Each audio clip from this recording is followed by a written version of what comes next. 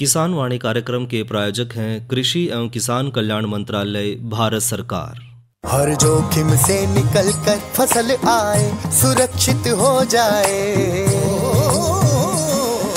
फसल बीमा से हर किसान अब आत्मनिर्भर हो जाए। संकट के समय प्रधानमंत्री फसल बीमा योजना किसानों के लिए वरदान है। अब सूखा पड़े या बाढ़ आ जाए कोई डर नहीं, अब ओले पड़े या कीट पतंगे फसल खा जाए कोई फिक्र नहीं, क्योंकि हमने लिया है प्रधानमंत्री फसल बीमा। बुआई से फसल कटाई तक हर जोखिम का दावा, न्यूनतम प्रीमियम पर अधिकतम भुगतान का वादा। योजना से हर साल जुड़ रहे हैं 5 करोड़ से ज्यादा किसान। अब आपकी है बारी। नजदीकी कृषि कार्यालय, सहकारी समिति, बैंक शाखा, अधिकृत बीमा कंपनी या जन सेवा केंद्र में स्वेच्छा से करा सकते हैं पंजीकरण। फसल बीमा पोर्टल या फसल बीमा ऐप द्वारा भी कराया जा सकता है पंजीकरण। प्रधानमंत्री फसल बीमा योजना, आपकी फसलों का संपूर्ण सुरक्षा कवच। कृषि एवं किसान कल्याण मंत्रालय, भारत सरकार।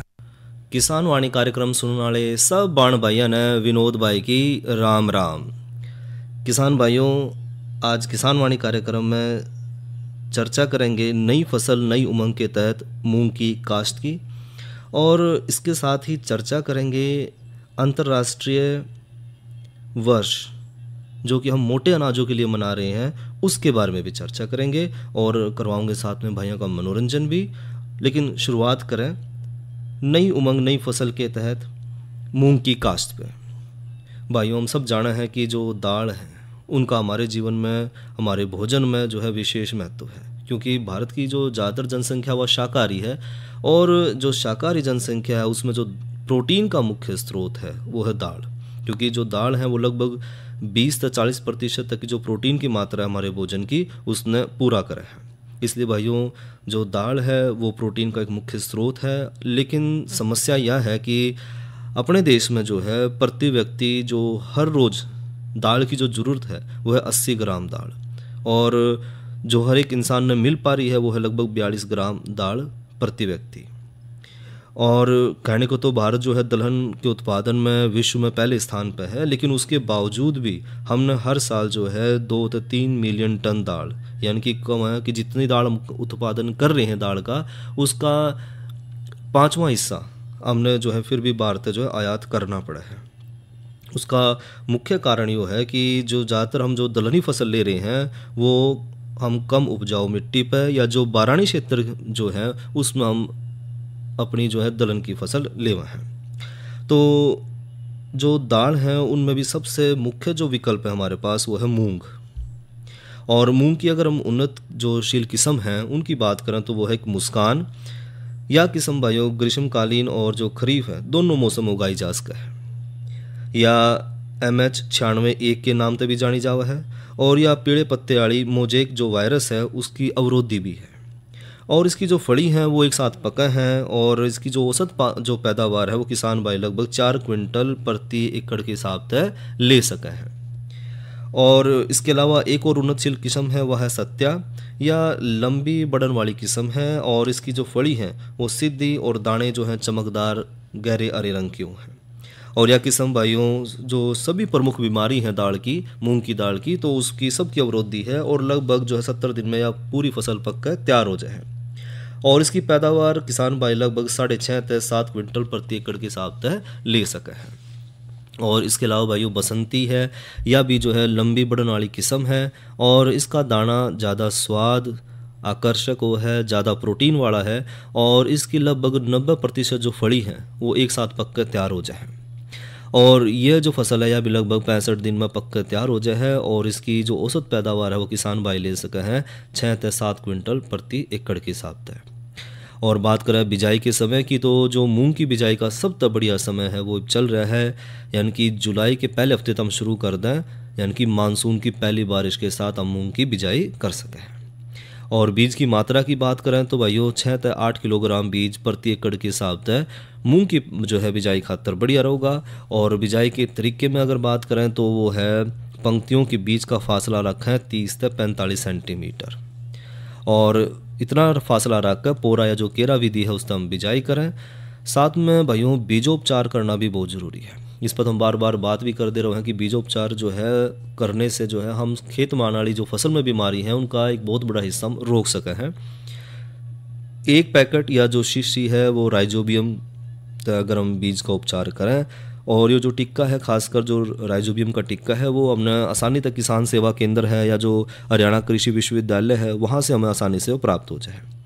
और इसके उपचार खातर भाइयों 50 ग्राम गुड़ ने 200 मिलीलीटर पानी में घोल लें और 1 एकड़ के हिसाब से जो है बीज ने छाया में पक्के फर्श पे फैला कर और ये घोल अच्छी तरह से बीजा में मिला दें ताकि हर एक बीज पर जो है गुड़ का घोल बढ़िया डाल चिपक जाए। और उसके बाद जो राइजोबियम है उसका पैकेट खोल कर गुड़ लगे हुए बीजा पर डाल दें और आधा तक बीजा ने अच्छी तरह से मिला लें। कल्चर लगे बीज ने भाइयों फिर छाया में सुखा लें और बीज जो है बिजाई खातर तैयार है। फिर मूंग की जो फसल है उसमें खाद की बात करें तो 6 से 8 किलोग्राम शुद्ध नाइट्रोजन और 16 किलोग्राम शुद्ध फास्फोरस 1 एकड़ के हिसाब से देवें। और इस खातर भाइयों 12 से 15 किलोग्राम यूरिया और 100 किलोग्राम सिंगल सुपर फास्फेट या फिर जो भाइयों 35 किलोग्राम DAP प्रति एकड़ के हिसाब से खाद का प्रयोग करें। और अगर भाइयों खेत में दिखा भाई जिंक की कमी आ रही है तो 10 किलोग्राम जिंक सल्फेट प्रति एकड़ के हिसाब से जरूर डालें। और सभी खाद खेत में बिजाई तय पहला जरूर देवें। और साथ में जब क्योंकि बारिश का भी मौसम है तो खरपतवार नियंत्रण जो है करना जरूरी हो जाए। और मूंग में जो खरपतवार नियंत्रण है उस खातर भाइयों पहली सिंचाई से पहला और बाद में भी निराई गुड़ाई करें। घास और जो चौड़ी पत्ती वाली खरपतवार है उनका नियंत्रण करें। और खरपतवार नाशक जो अगर रसायन की ज़रूरत पड़े तो खरपतवार नाशक जो रसायन है उसका भी इस्तेमाल कर सकें हैं, जिस तरह पेंडिमेथिलियन 30 EC ताकत की दवाई है या जो है इसके अलावा जो शाकनाशक है वो लगभग 1.25 किलोग्राम क्रियाशील मात्रा 250 लीटर पानी में घोल कर छिड़काव करें। इसके अलावा भाइयों मूंग की फसल में जो है कीड़े और बीमारियों की रोकथाम करना भी ज़रूरी है। खासकर इस फसल में बाणा वाली सुंडी है, पत्ती छेदक है, फड़ी छेदक है, हरा तेला है, सफ़ेद मक्खी है, इसका प्रकोप देखा जाओ है तो इसके बचाव खातर भाइयों नज़दीक जो भी कृषि विज्ञान केंद्र है तो वहाँ से जो है दवाई कितनी मात्रा लेनी है, कौन सी लेनी है और किस समय डालनी है उसके बारे में जानकारी जरूर लेवाएं। साथ में बात करें बीमारियां की तो पीला मोजेक रोग जो मूंग की फसल है उसमें एक मुख्य बीमारी है। इस रोग तबाही प्रभावित पौधे के पत्ते पीले पड़ जाए हैं, इसलिए इसने पीला मोजेक रोग कहते हैं। और रोग की शुरुआत में पौधे की जो जड़ है वो उखाड़ कर देखें तो जो है वो जड़ उसकी नष्ट हो रही हो है। और अगर ये रोग फैलने से हमने बचाना है तो जो पौधे हैं उसकी जड़ां उखाड़ दें और उन्हें नष्ट कर लें। और खेत के अंदर या फिर जो चारों तरफ खड़े जो खरपतवार हैं उन्हें भी नष्ट कर दें। ये रोग सफ़ेद मक्खी फैलाव है, इसलिए भाइयों इस रोग की रोकथाम खातर सफ़ेद मक्खी के नियंत्रण खातर बिजाई के लगभग 20 से 25 दिन बाद 250 मिलीलीटर डाइमेथोएट 30 EC ताकत की दवाई या 250 मिलीलीटर ऑक्सीडेमेटोन मिथाइल 25 EC ताकत की दवाई या फिर 250 मिलीलीटर फार्मेथियान 25 EC ताकत की दवाई ने 250 लीटर पानी में मिलाकर प्रति एकड़ के हिसाब से छिड़काव करें। और भाइयों जरूरत पड़े तो 10 से 15 दिन के बाद फिर दोबारा जो है छिड़काव ने दोहरा दें। पीला मोजेक रोग के अलावा भाइयों पत्ते का धब्बे वाला रोग यह भी मूंग की एक बड़ी समस्या है। और पत्ते पर कोनदार या जो भूरे लाल रंग के धब्बे इसमें बढ़ने शुरू हो जाए यह इसकी पहचान है। और बीच में धूसर या जो है भूरे रंग के और सिरों वाले लाल जामुनी रंग के भी दिखाई देने शुरू हो जाए। इसकी रोकथाम खातर भाइयों ब्लाइटॉक्स 50 या फिर एंडोफिल M45 का 600 से 800 ग्राम प्रति एकड़ 200 लीटर पानी में घोल बनाकर छिड़काव करें। इसके अलावा एक और बीमारी मूंग में जो आमतौर पर देखी जाए वह है जड़ गलन का रोग। इस रोग तक प्रभावित पौधे भी जो है कि जो जड़ें हैं वो गल जाए हैं और पौधा पीला होकर सिकुड़ना शुरू हो जाए और अधिक प्रकोप हो जाए तो पौधा मर जाए है। और उसकी रोकथाम खातर वायु बिजाई तक पहले 4 ग्राम थायरम प्रति किलोग्राम बीज की दर से बीजोपचार जरूर करें। और जिस खेत में वायु या बीमारी हो रही हो तो उसमें कम से कम अगले 3 साल तक तो मूंग की खेती जमा भी ना करें, बिल्कुल ना करें वायु उसमें। इसके अलावा पत्तों का जीवाणु रोग भी एक जो है समस्या है, और ख़ासकर जिसमें जो है छोटे छोटे जलसीतक बिंदु है बन जाए, छोटे छोटे इसमें जो है धब्बे बन जाए और इनके आसपास का भाग जो है गलना शुरू हो जाए। इसके नियंत्रण खातिर भाइयों 600 से 800 ग्राम कॉपर ऑक्सीक्लोराइड 200 लीटर पानी मिलाकर प्रति एकड़ तक छिड़काव करें तो हम जो है मूंग की बढ़िया पैदावार ले सकें। या तो भाइयों बात करी मूंग की काश्त पे, और ये बात करें भाइयों अंतर्राष्ट्रीय वर्ष जो कि हम मोटे अनाजों के रूप में मनाने जा रहे हैं 2023 में, उस पर, लेकिन इस संदेश के बाद। कृषि के क्षेत्र में हरियाणा की अपनी खास पहचान है। गेहूं और धान की खेती के लिए ये राज्य प्रसिद्ध है, परंतु अब यहाँ के मेहनती किसान परंपरागत खेती की जगह नई फसलों को भी अपना रहे हैं। धान की फसल सिंचाई के पानी की अत्यधिक खपत करती है, जबकि पानी की उपलब्धता एक कठिन चुनौती बनती जा रही है। इसलिए आवश्यक है कि धान के क्षेत्र को क्रमशः कम करते हुए पानी की कम खपत करने वाली फसलों को जगह दी जाए। भारत सरकार की महत्वाकांक्षी राष्ट्रीय कृषि विकास योजना के फसल विविधीकरण कार्यक्रम के तहत किसानों को धान की जगह वैकल्पिक फसलें उगाने के लिए प्रोत्साहित किया जा रहा है। इस प्रयास को आगे बढ़ाते हुए हरियाणा राज्य सरकार ने मेरा पानी मेरी विरासत नामक एक अभिनव और प्रभावी योजना लागू की है। इसके अंतर्गत धान की जगह वैकल्पिक फसलें उगाने वाले किसानों को 7,000 रुपए प्रति एकड़ की दर से प्रोत्साहन राशि दी जाती है। हरियाणा सरकार के संगठित प्रयासों और किसानों के सहयोग से वर्ष खरीफ 2020 व 2021 में कुल लगभग 1,16,000 एकड़ क्षेत्र में धान की जगह वैकल्पिक फसलें उगाई गयी। इसके लिए किसानों को 76 करोड़ रुपए प्रोत्साहन राशि के रूप में दिए गए। फसल विविधीकरण के प्रयासों से वर्ष 2019-20 से 2021-22 के बीच धान के कुल क्षेत्र में लगभग 10% की कमी आई है। राज्य सरकार द्वारा एक अन्य प्रभावी योजना भी चलाई जा रही है, जिसके तहत धान की सीधी बुआई की जाती है। खरीफ 2021 के दौरान लगभग 17,000 एकड़ में धान की सीधी बुआई के लिए 8,627 किसानों को लगभग 9 करोड़ की प्रोत्साहन राशि राष्ट्रीय कृषि विकास योजना के अंतर्गत दी गई। इस वर्ष 1 लाख एकड़ का लक्ष्य रखा गया है। खरीफ 2021 के दौरान एक अन्य विविधीकरण स्कीम के तहत लगभग 34,000 एकड़ क्षेत्र में 22,000 किसानों ने दलहन तिलहन की खेती की और उन्हें 4,000 रुपए प्रति एकड़ की दर से लगभग 14 करोड़ रुपए की प्रोत्साहन राशि दी गई। गत वर्ष की तुलना में 2021-22 के दौरान दालों के क्षेत्र में करीब 40% तथा तिलहन में 11% की बढ़ोतरी हुई। भारत सरकार के सहयोग से राज्य सरकार के प्रयासों और योजनाओं ने फसल विविधीकरण की सफलता की अनेक कहानियां लिखी हैं। ऐसी ही एक कहानी है कैथल जिले की उप तहसील सीवन की। यहाँ के किसान धान और गेहूं की जगह खरबूजा, खीरा और टिंडा उगाकर उन्नति की नई राह पर आगे बढ़ रहे हैं। हमारे यहाँ पे स्कीम आई है सरकार की तरफ से, मेरी पानी मेरी विरासत। उसके तहत हमने धान और गेहूं को छोड़ के हमने तरबूज, खरबूजे, खीरे, टिंडे की खेती करनी शुरू की है और उसमें इंटरक्रॉप के रूप में हम मकई ले रहे हैं, जिसमें पानी की खपत काफ़ी कम हो गई है। 25% पानी में हम ये सारी फसलें ले लेते हैं और हमें सरकार की तरफ से इसमें सहायता मिल रही है 7,000 रुपये पर एकड़ की, और साथ में हमें और भी मुनाफा हो रहा है। फसल में हम 25 से 30% एक्स्ट्रा कमा पा रहे हैं, जो 25-30 हजार रुपये पर एकड़ बनता है। हरियाणा राज्य के किसान समृद्धि के नए मुकाम की ओर अग्रसर हैं। फसल विविधीकरण ने उनके जीवन में मुस्कान का नया रंग भर दिया है।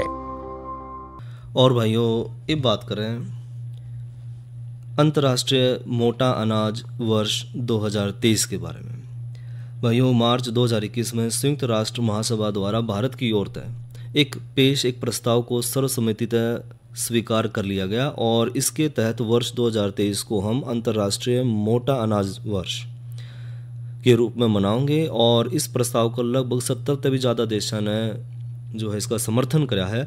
और ऐसा करने का उद्देश्य क्या है? इसका मुख्य उद्देश्य भाइयों की जो जलवायु की जो परिस्थितियों में लगातार बदलाव आ रहे हैं, ऐसी परिस्थिति में मोटे अनाज की जो पोषण है और उसका जो स्वास्थ्य लाभ है और उसकी खेती खातर जो उपयुक्तता है, उसके बारे में जागरूकता बढ़ाना है। क्योंकि भाइयों हम सब जाना है कि जो मोटे अनाज हैं उनमें उनकी पैदावार खातर कम पानी की ज़रूरत पड़े है और कम उपजाऊ मिट्टी की ज़रूरत पड़े है।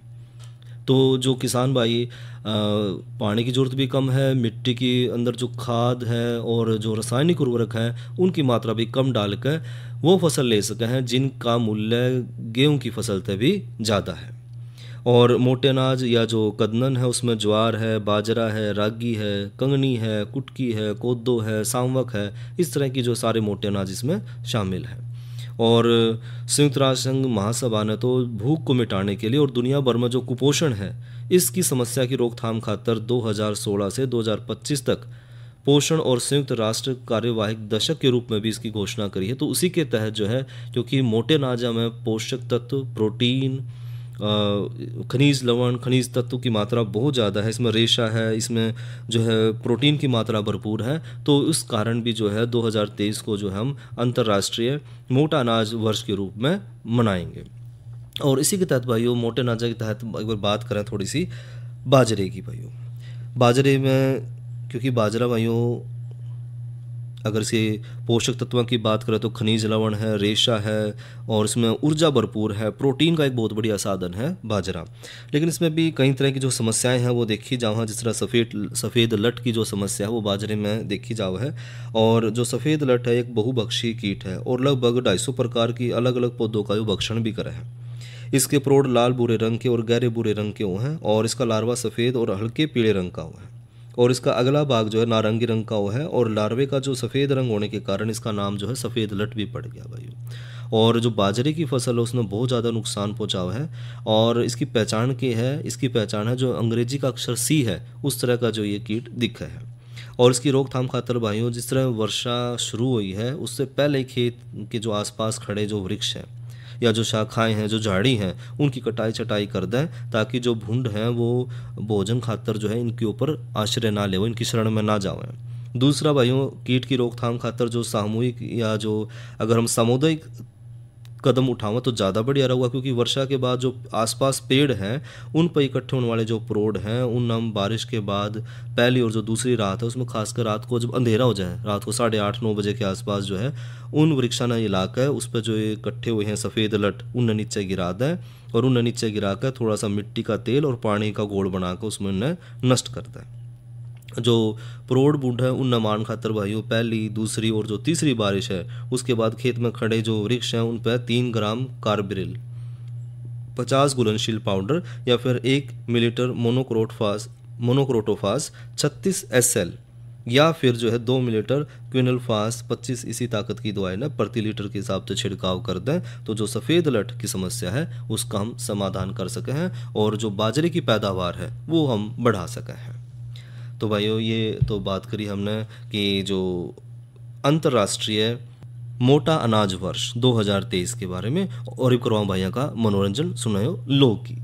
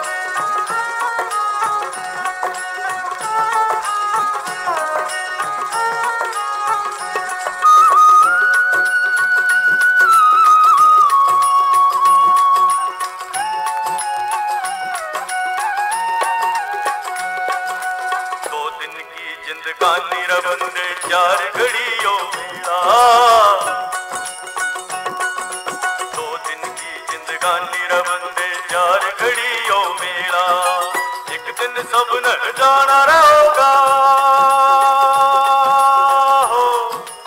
एक दिन सबने जाना रहोगा, करे क्यों महंगाई मेरे भाई रे।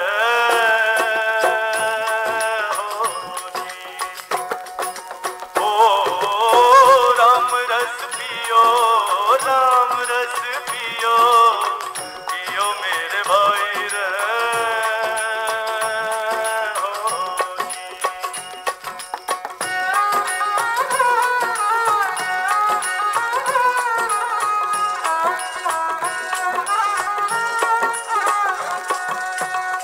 करनिया धोखा खागे दुनिया के मेले में,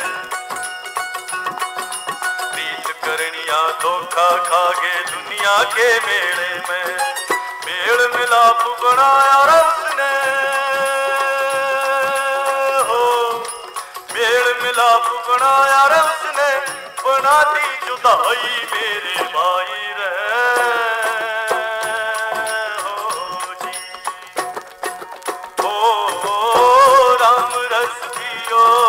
राम रस पियो, पियो मेरे भाई रे।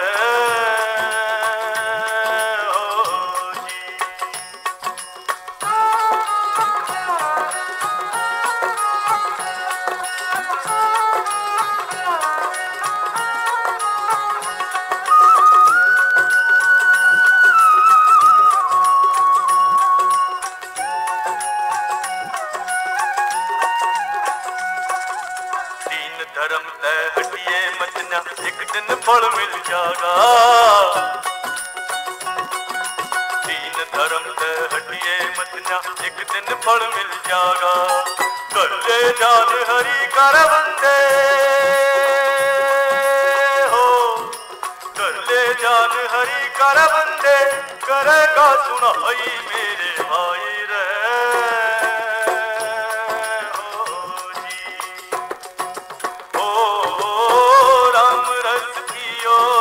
राम रस पियो, पियो मेरे भाई रे।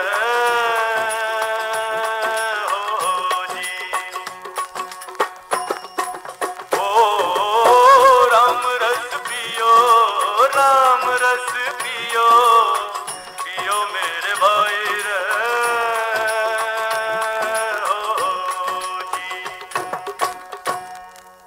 यो तो सुना भाइयों ने लोकगीत और फिल्म थी छैल गेला जाएंगी।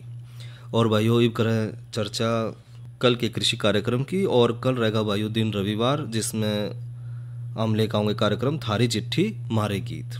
और भाइयों सोमवार ने किसान वाणी कार्यक्रम में चर्चा करेंगे माइक्रोराइजा का कृषि वानिकी में महत्व और पीएम किसान मान धन योजना पे। और साथ ही भाइयों बात कर लें मौसम की, तो आज का अधिकतम तापमान रहा 35 डिग्री सेंटीग्रेड और न्यूनतम तापमान रहा 26 डिग्री सेंटीग्रेड। और आने वाले कल का अधिकतम तापमान रहने की संभावना है 29 डिग्री सेंटीग्रेड और न्यूनतम तापमान रहने की संभावना है 26 डिग्री सेंटीग्रेड। और भाइयों कल भी जो है बूंदाबांदी और बारिश की संभावना बनी रहेगी। और भाइयों इब करें चर्चा राष्ट्रीय सतत कृषि मिशन पे, national mission on sustainable agriculture, राष्ट्रीय सतत कृषि मिशन।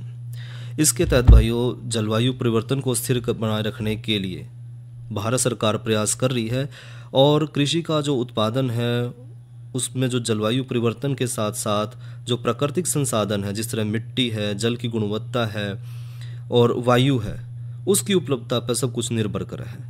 और प्राकृतिक दुर्लभ संसाधनों के जो इस्तेमाल में कृषि संरक्षण है उसको बढ़ावा देकर जो प्राकृतिक संसाधन है उनको भी मजबूत करना जो है इसका उद्देश्य है। भारत सरकार द्वारा जलवायु परिवर्तन पर राष्ट्रीय कार्य योजना के अंतर्गत जो उपयुक्त और अनुकूल और शमन उपायों का उपयोग करके जलवायु अनुकूलन उत्पादन प्रणाली में बदलाव के लिए 12वीं जो पंचवर्षीय योजना है वो चलाई जा रही है। और जो राष्ट्रीय सतत कृषि मिशन है उसका उद्देश्य क्या है, क्यों जो सरकार है ये जो है स्कीम लेकर आई है, खासकर इसका जो उद्देश्य है वो है कृषि उत्पादन का जो संयुक्त कृषि प्रणाली है उसको बढ़ावा देना और उसको बढ़ावा देकर उत्पादन को ज़्यादा से ज़्यादा लेना, और साथ में लाभकारी और जलवायु जो परिवर्तन है उसको भी बचाना है।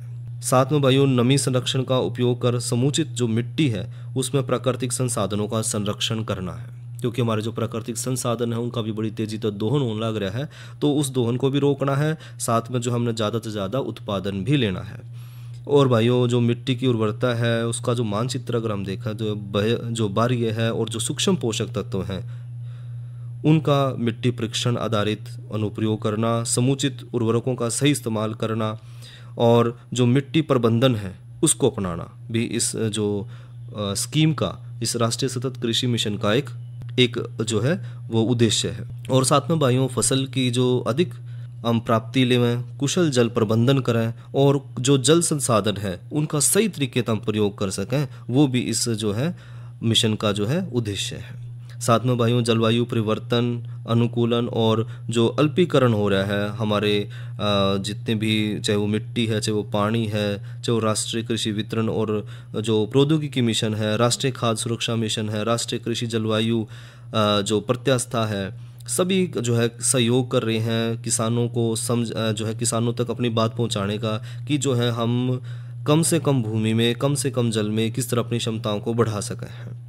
और साथ में जो वर्षा सिंचित प्रौद्योगिकी है और उसको मुख्य धारा में लाने के लिए जो अनेक प्रकार की योजनाएं, जिस तरह की एकीकृत पनधारा कार्यक्रम, महात्मा गांधी राष्ट्रीय ग्रामीण रोजगार स्कीम जिसने मनरेगा को हम भाइयों, या फिर जो है RKVY की तरह जो अन्य और भी कई तरह की जो स्कीमें हैं वो चला के जो है सरकार चाह रही है कि हम अपने जो संसाधन हैं उनको संरक्षित करें।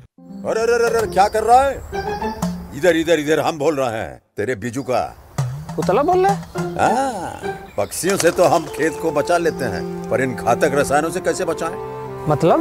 देख बेटा, तू जो ये अंधाधुंध रसायन मिलाता है ना, मिट्टी की सेहत बिगड़ने लगी है और जब माटी ही कमजोर पड़ जाएगी तो उपज कैसे सेहतमंद होगी? अरे पहले ऐसा नहीं था, पूछना अपने बड़े बुजुर्गों से, कैसे फसल लहलहाती थी, शुद्धता झलकती थी। हाँ, माटी भी तंदुरुस्त और लोग भी। अरे पहली वाली बात कहाँ?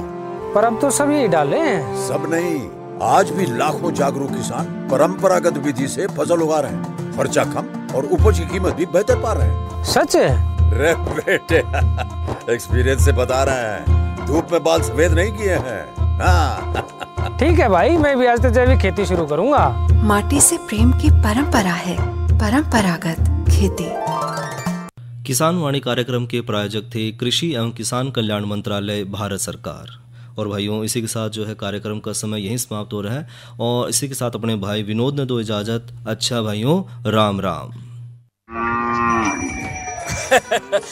रे, एक बात बता, तेरे डांगरों का दूध गाढ़ा क्यों कर है? अरे भाई, यू कमाल से पोषित सरसों खल का। अगर दूध ज्यादा और गाढ़ा चाहिए तो पोषित सरसों की खल ही खिलाइए।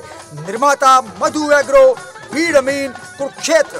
दूरभाष नंबर से 8595600008।